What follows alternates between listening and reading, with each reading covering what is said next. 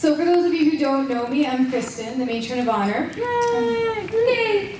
I'm so honored that Chelsea and Dad asked me to be a part of their wedding. So honored in fact that I've organized a musical interview. Just kidding. To give you a little background on our relationship, Chelsea and I have been best friends since it was cool to wear sweatsuits to school.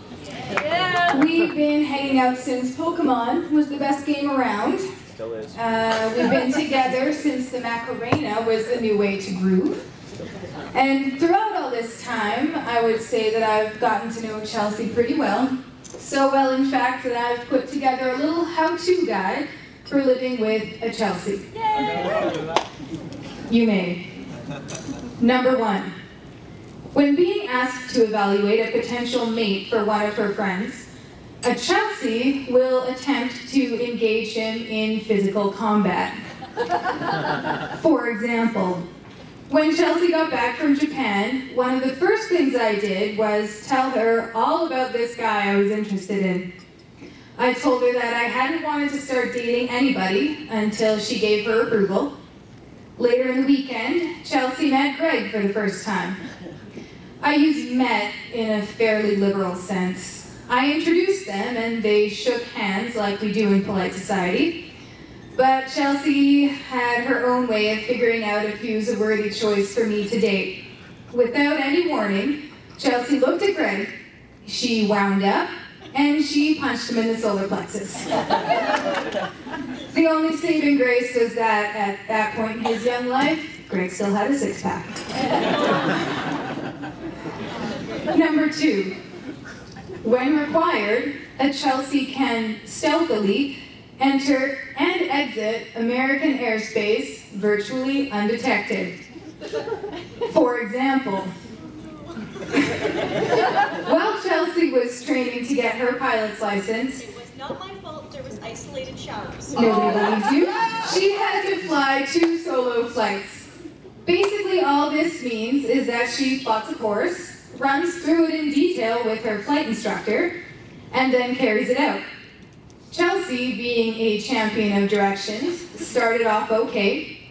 It wasn't until she didn't recognize any of the landmarks on her map that she realized she had crossed the border and was now flying around without permission in U.S. airspace. Yay. She made her way home, but not before having a few interesting conversations with the American air traffic controllers. Number 3. And this one is really a twofer. When faced with the reality of being cold, a Chelsea will lie. Just as important to know is that the Chelsea's bathroom habits are frequent. For example, one Girl Guide camp, Megan and Chelsea and I were building quincies. For those of you who don't know, a quincy is basically a hollowed out mound of snow. When it came time to arrange who would sleep where, Chelsea said that she absolutely did not want to sleep near the door because she would be too cold. At first, Megan and I said that Chelsea had to sleep by the door because she would surely wake up in the middle of the night to go to the bathroom. Chelsea assured us that she wouldn't, and we relented. I slept by the door, and Chelsea slept on the other side of Megan, furthest from the door. We were all sleeping soundly until about 2 a.m., when Megan and I were awoken by Chelsea crawling across us, trying to get through the little hole of a door because, surprise, surprise, she had to go to the bathroom and it absolutely couldn't wait until morning. But in all seriousness, in all the years we've been friends, I always knew that no matter what happened, no matter what kind of nonsense we got into, no matter how late we were getting home, I would be getting the blame. And it wasn't that Chelsea blamed me necessarily, she just didn't exactly fess up to her part in whatever it was we had been doing. But that's how sisters act. And in all truth, Chelsea has been my sister since the day our moms forced us to be brownie helpers. Chelsea was there when I had my first kiss. She was there when I went through my first heartbreak. She traveled with me to Germany and stood by my side on my wedding day. Chelsea is a part of who I am. I wouldn't be me without her. And I'm so thankful that she has allowed me to be in her life. I would just like to finish by saying that I know everyone is looking.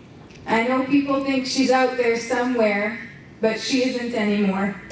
That perfect woman, the ideal wife, has officially been taken off the market today.